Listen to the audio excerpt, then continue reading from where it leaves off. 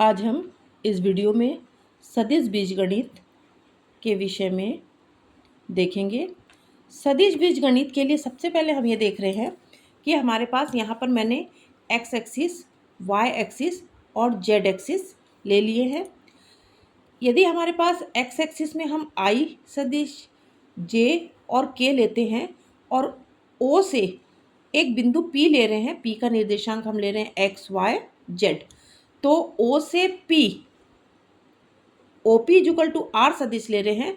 तो हम यहाँ देख लेते हैं कि यदि किसी बिंदु P पर स्थिति सदिश हमको यदि ज्ञात करना है तो R equal to x i y j z के, इस प्रकार से किसी बिंदु पर स्थिति सदिश हो जाएगा।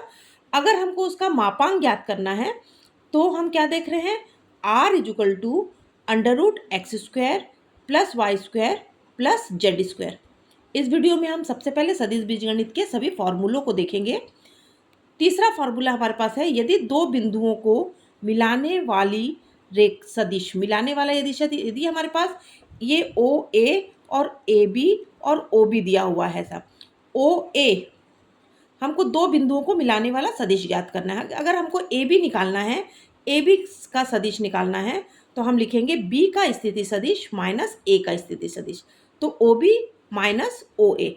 और यदि हमारे पास ओ ए इक्वल टू है x one i y one j और जेड वन के, और ओ बी इक्वल टू है x two i y two j और जेड टू के, और हम इन दोनों के बीच में यदि हमको इन स्थिति सदिश निकालना है तो x two minus x one, y two minus y one और z two minus z one होगा आई जे के में, और उसका मॉड निकाल लेंगे तो under root x two minus x one का whole square, y two minus y one का whole square, z two minus z one का होल स्क्वायर होगा।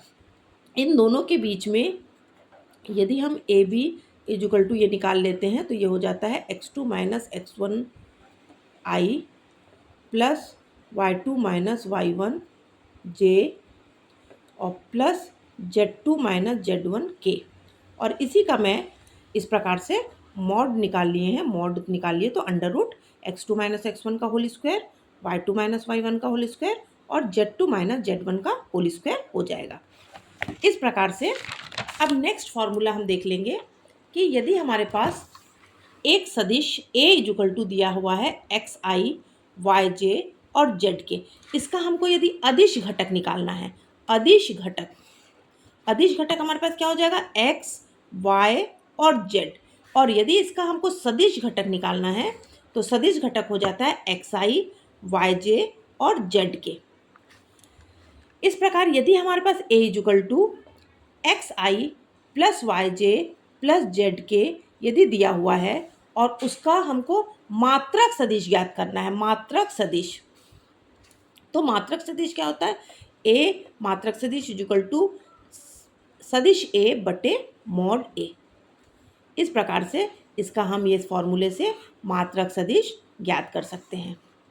नेक्स्ट हमारे पास इसमें फॉर्मूला है कि यदि ए बराबर एक्स आई वाई जे और जेड के दिया हुआ है, कोई सदिश दिया हुआ है और उसका यदि हमको दिक् अनुपात निकालना है, दिक् अनुपात, तो दिक् अनुपात क्या हो जाता है एक्स वाई और जेड, और यदि हमको दिक् कोज्या ज्ञात करना है तो दिक् कोज्या को हम ले लेते हैं एल एम और एन, जहाँ हमारे पास एल क्या हो जाता है एक्स, पहला वाला दिक् अनुपात जो है एक्स बटे under root x square plus y square plus z square, m बराबर हो जाता है वाई बटे x square plus y square plus z square under root, और जेड बराबर हो जाता है, जेड नहीं ये एन हो जाएगा, एन बराबर हो जाता है जेड बटे under root x square plus y square plus z square. तो इस प्रकार से दिक् अनुपात और दिक् कोज्या हम निकाल सकते हैं, और इसमें हम जानते हैं कि एल स्क्वायर प्लस जो दिक् कोज्या है एल एम एन, इन तीनों का स्क्वायर करके यदि ऐड करते हैं तो उसका मान क्या होता है 1 होता है। तो इस प्रकार से l square plus m square plus n square equal to 1। अब हम ये देखेंगे नेक्स्ट फॉर्मूला कि यदि हमारे पास दो सदिशों का अदिश गुणनफल ज्ञात करना है। अदिश, अदिश क्या होता है, जिसमें केवल परिमाण होता है अदिश गुणनफल में, और अदिश में, और सदिश किसको बोलते हैं जिसमें परिमाण और दिशा दोनों होता है। तो हमको क्या निकालना है यहाँ पर अदिश गुणनफल। यदि हमारे पास एक ए दिया हुआ है सदिश और एक बी दिया हुआ है और उनके बीच का कोण थीटा है। तो अदिश गुणन के लिए हमको डॉट प्रोडक्ट बोलते हैं, इसको dot product a dot b is equal to mod a mod b cos theta, या इसी को हम लिख सकते हैं a dot b is equal to a b cos theta. दोनों के बीच ए और बी के बीच का कोण क्या है, थीटा है, तो कॉस थीटा। और यदि हमको कॉस थीटा का मान निकालना है तो यहीं से हमारे पास फॉर्मूला आ जाता है ए डॉट बी बटे मॉड ए मॉड बी। अब हमारे पास ये इसी में एक नया कंडीशन है कि यदि दोनों सदिश परस्पर लंबवत हो, तो परस्पर लंबवत है तो क्या हो जाता है ए डॉट बी बराबर 0, दोनों का डॉट प्रोडक्ट 0 आएगा। यदि हमारे पास ए बराबर a1i a2j a3k ले लेते हैं और b equal to b1i b2j और b3k लेते हैं, तो उन दोनों का डॉट प्रोडक्ट यदि हम करेंगे a1 b1 a2 b2 a3 b3 बराबर हमको क्या मिल जाएगा 0। तो इस प्रकार से दो सदिश यदि परस्पर लंबवत है तो उन दोनों के बीच का प्रोडक्ट हमको क्या मिल जाता है 0। तो इस प्रकार से हमारे पास एक कंडीशन मिल जाएगा a1 b1 a2 b2 a3 b3 equal to 0। अब हम इसमें जानते हैं i का i के साथ डॉट प्रोडक्ट j का j के साथ और k का k के साथ होता है, उसकी वैल्यू क्या होती है 1। लेकिन यदि i का j के साथ j डॉट k और k डॉट i यदि होता है तो उसका मान क्या होता है 0। हमको ये ध्यान रखना है स्वयं का स्वयं के साथ यदि हो रहा है तो उसकी वैल्यू क्या होती है डॉट प्रोडक्ट में 1 होती है, और यदि किसी का दूसरे के साथ हो रहा है डॉट प्रोडक्ट तो उसका मान क्या होता है 0 होता है। अब इसमें एक बहुत महत्वपूर्ण फॉर्मूला है कि पहला है यदि सदिश a का b पर प्रक्षेप ज्ञात करना है, जिस पर प्रक्षेप ज्ञात करना है a डॉट बी बटे बी, जिस पर p b पर है इसलिए क्या हो जाएगा b नीचे आ जाएगा।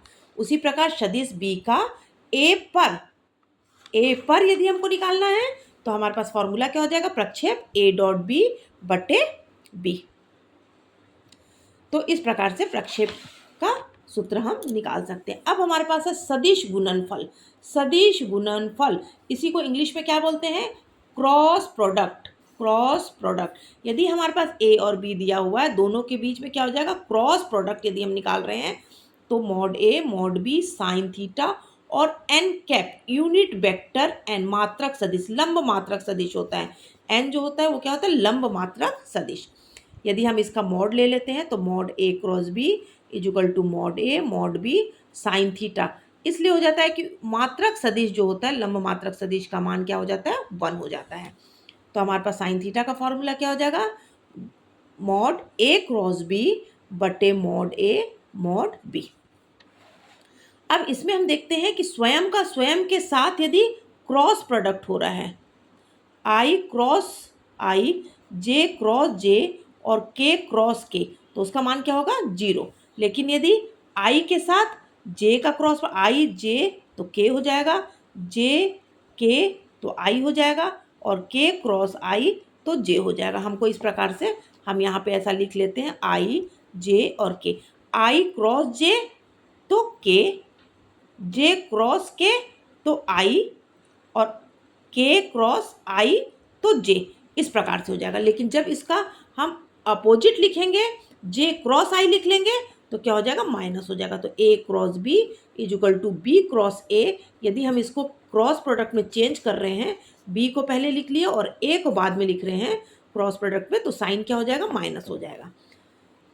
इस प्रकार से हमारे पास यदि a बराबर a1i a2j और a3k दिया है, b बराबर b1i b2j और b3k दिया हुआ है और हमको बोला जाता है a क्रॉस b निकालना है, क्रॉस प्रोडक्ट निकालना है, तो हम डिटर्मिनेंट जानते हैं i j k लिख लेंगे और इसका a1 a2 a3 b1 b2 और b3 इसको लिख लेंगे और डिटर्मिनेंट को हमको सॉल्व कर लेना है, तो हमको क्रॉस प्रोडक्ट प्राप्त हो जाएगा, a क्रॉस b का मान मिल जाएगा। अब इसके बाद हम देखते हैं कि यदि हमारे पास एरिया ऑफ ट्राइंगल ABC बोला जाता है, ABC का क्षेत्रफल निकालने के लिए बोला जाता है, तो सूत्र क्या हो जाएगा 1/2 मॉड A क्रॉस B। इसी प्रकार यदि हमको बोला जाता है एरिया ऑफ समांतर चतुर्भुज ए बी सी डी का निकालने के लिए कहा जाता है तो क्या हो जाएगा, ए क्रॉस बी मॉड। इसमें हाफ था और इसमें हाफ नहीं रहेगा, पूरा रहेगा। अब हमको देखते हैं त्रिक गुणन। त्रिक गुणन मतलब ए बी सी तीन दिया हुआ है सदिश और तीनों का ट्रिपल प्रोडक्ट यदि हमको निकालना है, ट्रिपल प्रोडक्ट, उसको कैसे लिखते हैं ट्रिपल प्रोडक्ट को, ए बी सी, इसी को कैसे लिख सकते हैं, ए डॉट बी क्रॉस सी, इसी को क्या लिख सकते हैं, ए क्रॉस बी डॉट सी, इस प्रकार से हम लिख सकते हैं। और यदि हमको ट्रिपल प्रोडक्ट निकालना है तो हम A1 A2 A3 B1 B2 B3 C1 C2 C3 तीनों को ले लेंगे और डिटर्मिनेंट जैसे सॉल्व करते हैं उसको सॉल्व कर लेंगे। A बराबर होता है A1I A2J A3K, B बराबर होता है B1I B2J B3K और C बराबर होता है C1I C2J और C3K। तो इस प्रकार से हम इसका मान ज्ञात कर सकते हैं।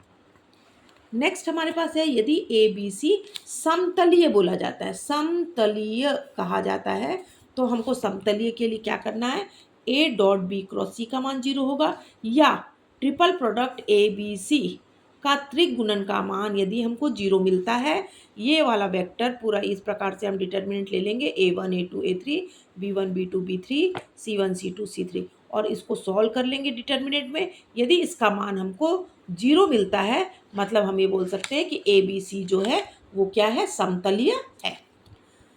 अब हमारे पास देखते हैं एक नोट है कि ए बी यदि ट्रिपल प्रोडक्ट में दो सदिश समान होते हैं, ए बी बी या ए सी सी कोई भी दो सदिश समान होते हैं उसका मान क्या होता है, 0 होता है। और यदि हमको आयतन ज्ञात करना है तो उसका ट्रिपल प्रोडक्ट हम त्रिगुणन ज्ञात कर लेंगे तो उसका आयतन का मान हो जाएगा। तो इस प्रकार से हमारे पास सदिश बीजगणित के कुछ फॉर्मूले हैं।